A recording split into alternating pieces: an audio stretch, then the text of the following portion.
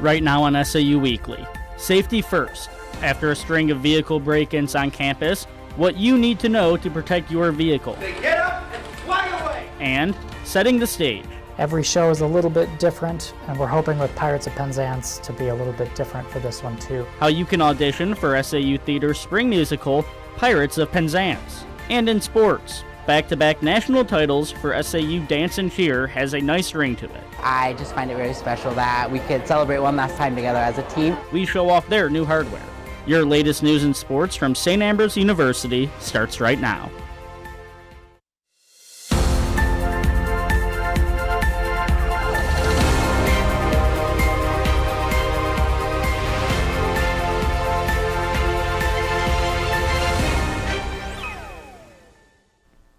Welcome to this edition of SAU Weekly, your source for the latest news and sports from St. Ambrose University. I'm Ryan Schistel. And I'm Ross Willard. After several incidents this week, vehicle safety is once again a top concern on the St. Ambrose campus. On Tuesday, there were 4 separate reports of vehicles, all Kia and Hyundais, being broken into on campus. 2 vehicles were parked in the lot between McMullen and Davis Hall, and 2 more were located in the Cosgrove Hall parking lot. These images provided to SAU Weekly show vehicle windows broken out, along with damage to the steering column. One reported missing clothes items as well. SAU's Office of Campus Security advised all students, faculty, and staff to secure your vehicle by locking all doors and closing all windows. And be sure to turn off your engine and lock your vehicle when leaving it alone. Halloween events were happening all over campus this week, including several residence halls getting in the spirit. On Sunday, SAU's Office of Residence Life hosted its annual Halloween in the halls for students to pass out candy to families around campus and get everyone in the Halloween spirit. Those involved say this decades-long tradition is a way to give back to the community, faculty, staff, and their kids. So we host Halloween in the halls every year to try to give back to our campus community, our faculty, our staff, and their little ones, and get them involved here on campus. So in August, we start planning and coordinating with different clubs and organizations on campus to get them involved. And the work paid off as dozens of staff, faculty, and their kids came by to celebrate this spooky season. You can find more upcoming events hosted by our Office of Residence Life in the Waggle. It's another exciting season for the SAU Theatre Department as they have started the planning for their spring production of Pirates of Penzance. In this week's What's the Buzz, Chloe Melton sits down with Daniel Hale to learn more about the production and how to get involved.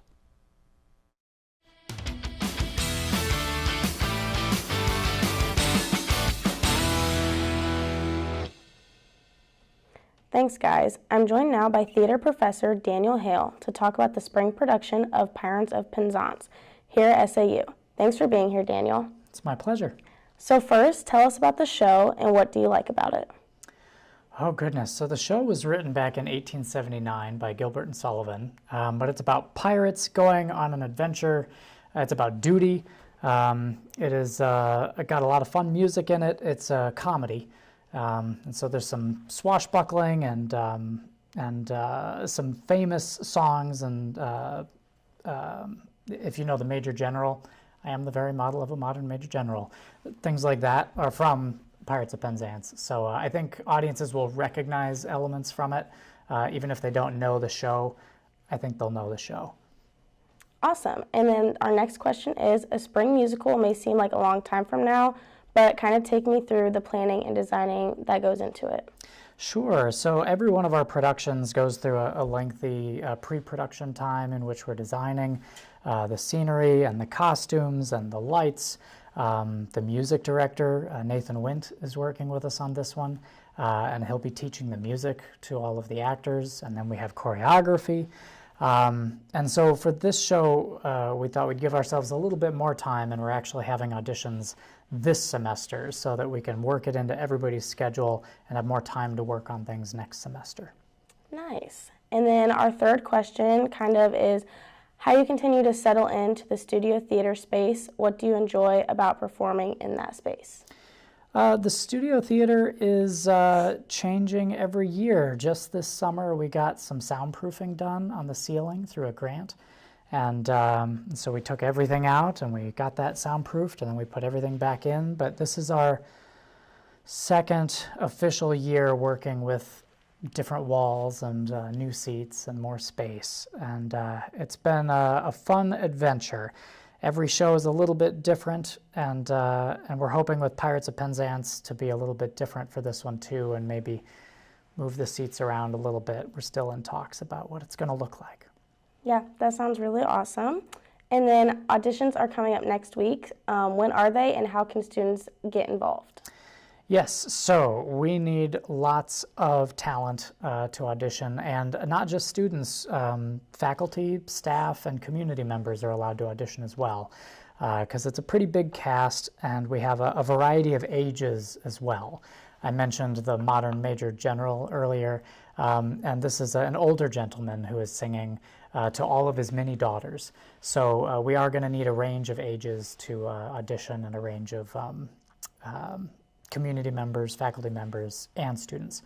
Auditions are Monday night, that is I brought a cheat sheet, Monday, November 4th at 5 o'clock p.m. in Madsen Hall in the Galvin Fine Arts Center, and then Tuesday at 6 o'clock in Madsen Hall. So you can go vote and then come to auditions. So 5 o'clock Monday, 6 o'clock Tuesday. Prepare 16 to 32 bars of a song or a verse and a chorus so we can hear how you sing, and also be prepared to do some movement, because I'm going to teach a brief choreography movement exercise just to see how people take direction. So it should be fun, and we hope to hear you sing. And so that's Monday and Tuesday. If you can't make it at 5 on Monday or 6 on Tuesday, you can reach out to me or Nathan Wint. Reach out to me, haledanielk@sau.edu. Let us know if you need to set up a separate appointment, and we can have your audition that way. Perfect. Thanks for being here today, Daniel. It's my pleasure. I hope those watching come out and audition for the show. It should be a lot of fun. As a reminder, the auditions for Pirates of Penzance are next Monday and Tuesday, November 4th and 5th.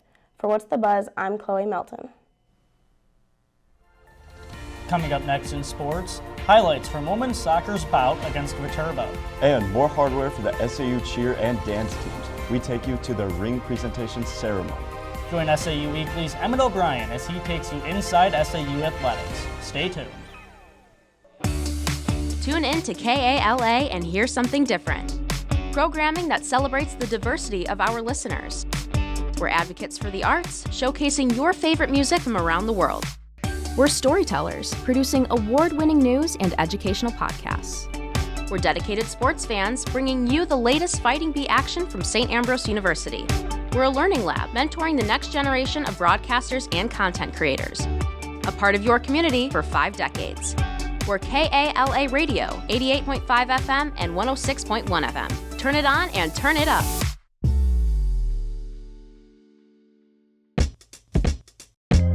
Capture a piece of the past with Trash Can Annie, where vintage meets vibrant in every stitch.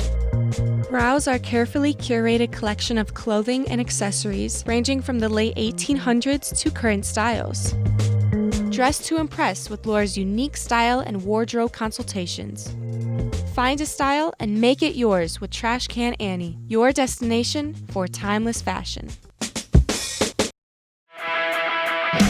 Whether you're a competitive runner, looking to stay fit, or just looking for comfort and support, Running Wild has you covered.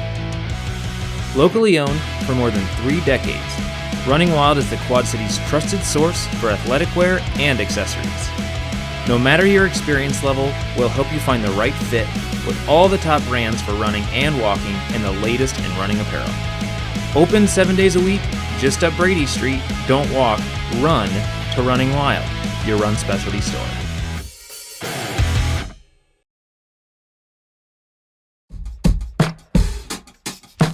Visit Ragged Records, one of the largest record stores in the Midwest. Browse more than 30,000 new and used records, from timeless classics to new releases, and rare finds in every aisle. New to collecting vinyl? Check out our large selection of stereo equipment to spruce up your listening experience. Find your groove at Ragged Records, located along Motor Row in Davenport, and in Rock Island next to Roz Talks.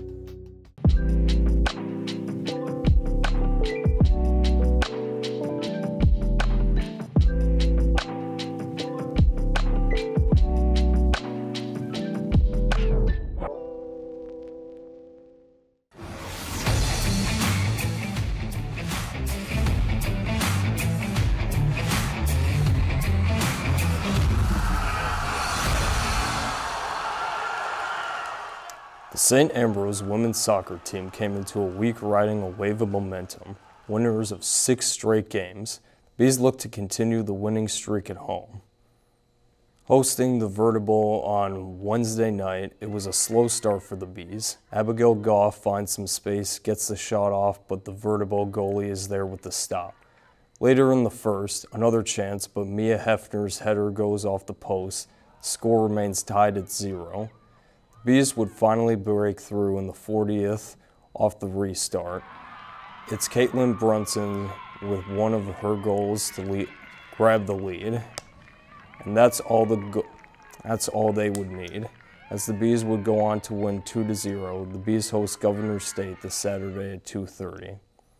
Immediately following the women's game, the men had their own matchup against Viterbo. Unfortunately, they didn't have the same luck as the women, falling 5-0 to Viterbo. David Sanchez-Teba led the team with 2 shots on goal. The Bees will now host Governor State on Saturday at 12. Last season's St. Ambrose cheer and dance team gathered one last time to celebrate their back-to-back national championship wins. Athletes and their families met in the Rogalski Center Ballroom for a special ceremony highlighted by the presentation of new championship rings. The rings were designed by the captains of each squad. The cheer ring features 2 trophies on the side representing both years the squad has won, with last year's record-breaking score in 97-28. Dance ring has the words "back to back" graved on one side with the NAIA championship logo on the other. It was a reunion for former head coach Danielle Langeneckert, and a chance for both cheer and dance to celebrate a remarkable season before. Today is very special because it is last year's team gathering together for our ring ceremony, and it's kind of like our last hoorah together as a team. You know, the last thing we did was win nationals. So I just find it very special that we could celebrate one last time together as a team and as a family, because I love them so much. Because we're able to be here tonight with everybody that has supported us throughout our season, and just getting to see all of the hard work that these athletes put in throughout our season, which goes all the way from August up until the end of March. So it's just nice to see it with all of the people that support us and, you know, help us get to where we're at today. Does mean a lot to me. I was a freshman last year winning this title for the team back-to-back. Very exciting joining a team that has so much passion for the sport that I really do love and appreciate. And it means a lot to me that I just get to continue this legacy that Danelle has made over the past 14 years and continue it on now that we are kind of building this program apart from that and just evolving. With their championship rings now in hand, the SAU cheer and dance teams look forward to another season of success. And that will do it for Inside SAU Athletics. I'm Emmett O'Brien. And that's all we have for you on this edition of SAU Weekly. We'll be back next week with the latest news and sports from St. Ambrose University. Remember to check out the SAU TV Facebook and Instagram pages for our newscasts, top stories, and more. You can also find them on The Hive at sauthebuzz.com. We'll leave you on this week of Halloween with our campus question. What's your favorite Halloween candy? Thanks for watching. My favorite Halloween candy is Mike and Ike's. Why? I mean, because they're good. They're colorful, they're sweet, they're savory. Like, come on now, it's Mike and Ike's. Is that perfect? My favorite candy is a Twix. Twix because it's so good. I taste the caramel and everything. What's your favorite candy? Pumpkin Reese's, cause it's shaped like a pumpkin and I like pumpkin. My favorite sweet treat at the moment, so it's called a dirty soda. My favorite Halloween candy is Nerds because it reminds me of being a kid when life was better. My favorite Halloween candy? Well, as an athlete, it's important to be consistent year-round. And I just can't believe there are people out there who think just because it's the holiday, I can eat all this junk. Y'all are obese, and it disgusts me. I like a dirty Dr. Pepper. So it's Dr. Pepper with sweet cream, vanilla syrup. So my favorite Halloween candy is a Reese's Peanut Butter Cup because it's full of protein. I'm getting my gains year-round. The holidays is not an excuse. And it's the Mormons drink dirty sodas, and now I drink the dirty sodas. I want to be Mormon. My favorite candy is not, like, I have a story. Can I tell the story? Can I tell the story? My favorite candy, my favorite Halloween candy is Twix, and they're just really good. I was like 7 on Halloween, okay? I'm dressed as probably like Rooney from the Doodle Bops or something. So, do you know the Doodle Bops? Okay, Rooney from the Doodle Bops. I'm blue, basically, okay? And I don't know if anyone has ever tried the vanilla Tootsie Rolls, but oh my God, I would go feral for them as a child. They were so good. Wait, I literally have one, hang on. Let me show you. My favorite candy is the Sour Punch straws because they're super sour. I don't have a favorite candy. A Reese's Peanut Butter Cup because I like peanut butter and I like chocolate and there's a staple, but it's gotta be the pumpkin ones. They gotta be the pumpkin shape. If you get the normal ones, you're a weirdo during Halloween. Look at the vanilla Tootsie Rolls, okay? I would go crazy for these when I was a kid. And I remember one time I got so many vanilla Tootsie Rolls. I don't care, this is my story. Halloween is the only time I eat chocolate, candy, anything. I really don't like eating chocolate any other time of the season. I'm serious. Right, okay, so I would go crazy for these vanilla Tootsie Rolls when I was a kid, right? I'm dressed up, this was a record-breaking Halloween or something because I got so many vanilla Tootsie Rolls. And these were like rare. Like I did not find these frequently. And I had like 20. I had like 20 vanilla Tootsie Rolls, right? And like I'm knocking, I would like, okay. I don't like chocolate with nuts. I don't like candy. I'm knocking on this lady's door. I'm like, come on, like trick or treat. I'm just a child, little baby. I'm like 50 pounds, right? And so literally, she opens the door. Her dog comes charging at me. Her like Great Dane, like big, like a huge dog, okay? And it's like charging at me. It jumps on me and knocks me off the porch. I hit my head on the concrete. I start crying, right? You would think, oh, this little baby child just got pushed off. He's crying because he hurt. No, I was crying because I lost my vanilla Tootsie Rolls. Okay, so they hold a very special place in my heart. But now I'd probably say like Three Musketeers. Thank you, good night.